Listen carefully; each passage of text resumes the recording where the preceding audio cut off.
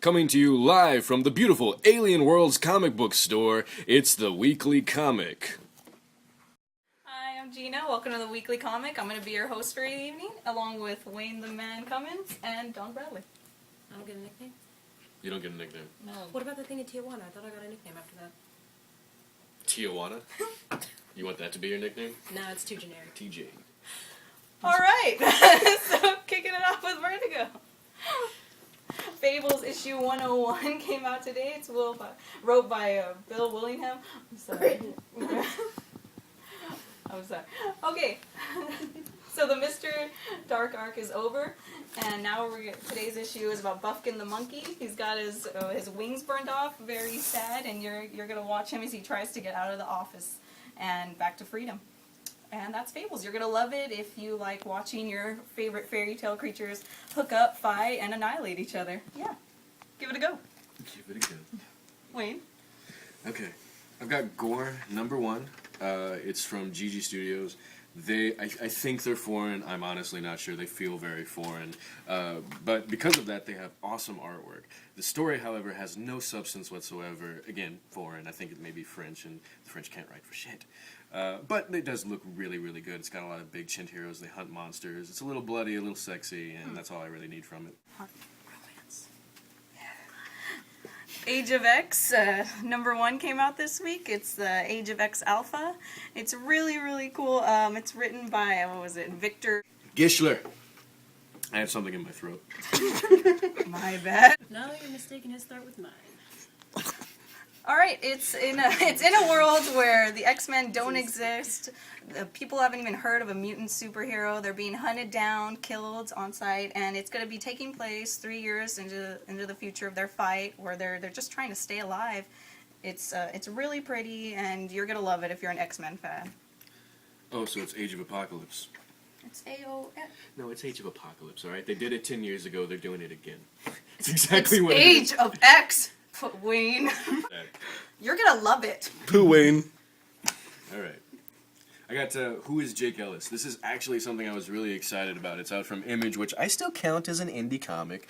It's written by this dude named Nathan Edmondson. I don't even know. Tonic Zonic is the name of the guy who did the art. Artwork's not that great, but the writing is really cool. It's very intriguing. It's about this dude who has, like, he could be imaginary, he could be a figmentation, he could also be like maybe an angel. They point to a bunch of different things that this partner is for him, and he's the only one who can see him. He clues him in on his jobs, his dangerous like spy missions, and so far it's just really intriguing, and I'm wondering where it's going. The artwork, writing awesome. I'd say check this one out because it's only $2.99. But do they tell us who Jake Ellis is? No, it's the first issue. Oh, okay. There's 4 more. My God. Alright. Another one of the X-Men universe, the Dracula arc is over, thank God. And my bad guys earlier, Mike Carey wrote the new Age of X one, and this one is by Victor Gischler. I think that was right. Are you okay? Alright, well, thank you. Anyways, well, that arc's over, and now you're watching as the X-Men. They're heroes now. They're finally not feared and all that. They're just out there, and it's called To Serve and Protect. And right now you got Emma, Storm, Gambit, and Wolverine down the tunnels, and we got a problem down there, and Spider-Man's involved. I had a problem down my tunnels. I use laxatives. Not Spider-Man. Spider-Man is the universal laxative. Anyways, there's a problem down there. I'm not going to get into it, no spoilers, but there are, like, they look like crocodiles involved. You guys figure it out. Okay. This is one I really want to get out there. It's called Critical Millennium. It's from Archaea Studios. They put out some really interesting stuff so far. Their artwork is very interesting. This has got like a painted style, but it's definitely a digital painted style. So it's very crisp. The characters are interesting. It's only a 4-issue miniseries, so they're just cramming in as much story as they possibly can. But it's like a space opera, and it's got, I think, giant spacefaring deep space aliens in it. It's got like faster than light travel. It's got the white race finally getting what it deserves, demeaned. Good kick. Yeah, no, like seriously, this is the white race is like the minority of the entire planet. So like this one white guy's like, well, screw it, I'm gonna get off of Earth. I like As how it the should be. entire time he's doing Just this, kidding. when he says the Just white race gets what they deserve, he looks at the black chick. That's why. No, you're gonna turn it around on me. You've already got the guy in the office. You're gonna kick our asses. I feel it coming. It's okay. We deserve it. Oh, Obama. Oh, Obama-nating. Okay. abomination. So Fantastic Four came out this week. It's the one you've all been waiting for. It's got this cool little cover here. Yeah, it's the one that CNN went and fucked up about the character dying. If you didn't already know, it is the Human Torch. Now, I didn't actually know. Fantastic. okay, so Sue and Reed aren't at the Baxter building. Sue's in Atlantis chilling with Namor, and Slut. Slut. Married for 50, 60 years. Reed Richard puts food on the table. Namor pops in with his Speedo. Gone. well, while she's doing that, Reed is on another planet called New World, risking his life Finding a against new wife. New world, new risking life. his life fighting Galactus. Yeah, he kind of got the shit end of the deal there.